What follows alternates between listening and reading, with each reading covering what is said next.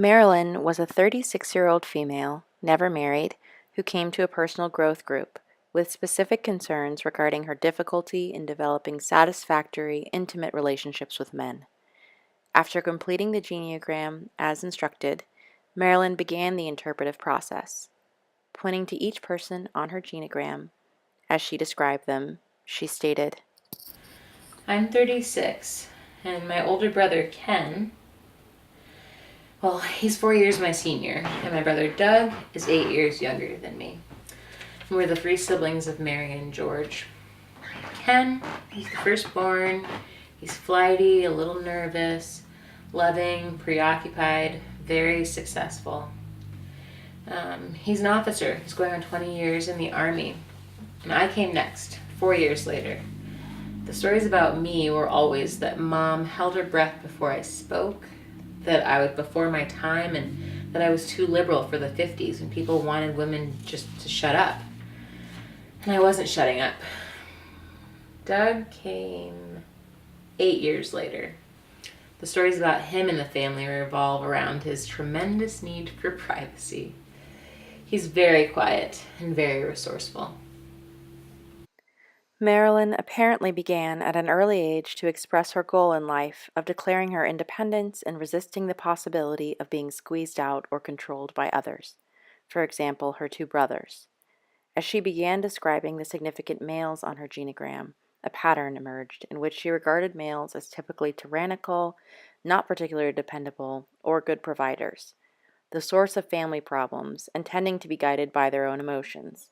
She particularly focused on her father and paternal grandfather as prototypical male figures, especially in terms of their roles in intimate relationships with women. This was reflected in Marilyn's perception of her father and other men as being bigger than they were. After a couple of years in therapy, the therapist said to me, "How tall is your father?" And I said, "Oh, about 6'1". He's shorter than I am. He's 5'4". It's amazing. Women, as Marilyn described them, generally were other-oriented and fun individuals. However, of central importance for her were her two models, her mother and her paternal grandmother, whom she viewed as long-suffering, used by men, and martyrs due to their marital relationships. This, then, was the family myth. Women lose their independence and sacrifice their potential in intimate relationships because men tend to be tyrannical and domineering. Reinforcing the strength of these family myths as perceived by Marilyn was a family story which conveyed an important family value for her. During her monologue, the family story about Sam, her maternal grandfather, emerged as highly significant in her life. The story about him that just breaks my heart is apparently I was his favorite, and it seems I never walked until I was 18 months old. I would walk, but I wouldn't let go of his one finger. And then he died, and a week later, I started walking by myself. It was a very dear story because even though I didn't know him, I knew he loved me and knew I was always accepted by Sam. He was a homebody.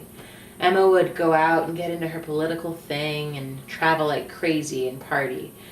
But Sam was home, making the bread. He was a very giving man.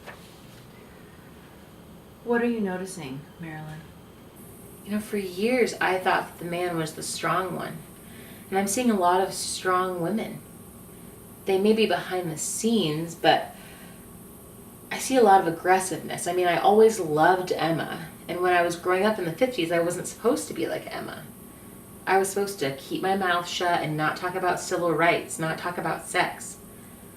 There was a whole list of things I wasn't allowed to talk about. And that's why I got beat. But Emma, in my mind, she was dynamic. She had the fullest life of anybody. And I admired her. I also admired Sam because he was where he wanted to be. He loved being home. He loved my mom. And Emma had a hard time with my mom when she was born. She was really sad and she was not to have any more children. And Sam said, "I don't ever want to lose my wife. I can't stand the possibility you might die." I can't live without my husband. Which is amazing because I thought I was the only one that wasn't married for other reasons. For a long time, I thought that men used women as victims in similar ways that my dad used my mom. And God knows Emma was a survivor. She was such a stable person, as I am. I can't believe the strength of all of these women. I've never seen them all in front of me like this. The counselor's role was to then assist the client in focusing upon the issues that emerged as central messages. In Marilyn's case, a strong family value appeared to be conveyed in her story about Sam. Going back to Sam and Emma, not only was Emma somehow the epitome of female, or what you're striving to be, but Sam was the one about whom the story gave the message.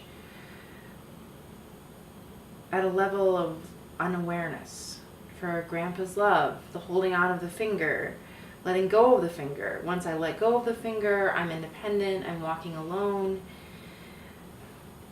I am finally being what Grandpa wants me to be, more like Emma. I'm wondering if there's some concern with the relationships with men, that you're afraid to grab hold of the finger again? Could you say that again? The counselor was close to the central point, but needed to restate it more clearly in the client's language. There's a sense if I get into a close relationship with a man, I'm holding onto his finger again. Going back to the story up here, you're afraid of losing something. Oh, yes. It seems you're starting to recognize now that sometimes men are holding onto your finger more than you're holding onto theirs. That's funny. Oh, Lordy. But I always felt like I was the weak one. Like I needed them. Like I was damned if I was going to do that because when I have, I've gotten stepped on. I didn't realize my own strengths. I'm so glad this is on tape. I do not want to lose this. That is interesting you should say that about Sam and letting go of his finger. Your whole life is trying to somehow show him I'm walking alone. Wow. I've never seen this before. You know when your dad beats the hell out of you and tells you to keep your mouth shut? That's pretty powerful.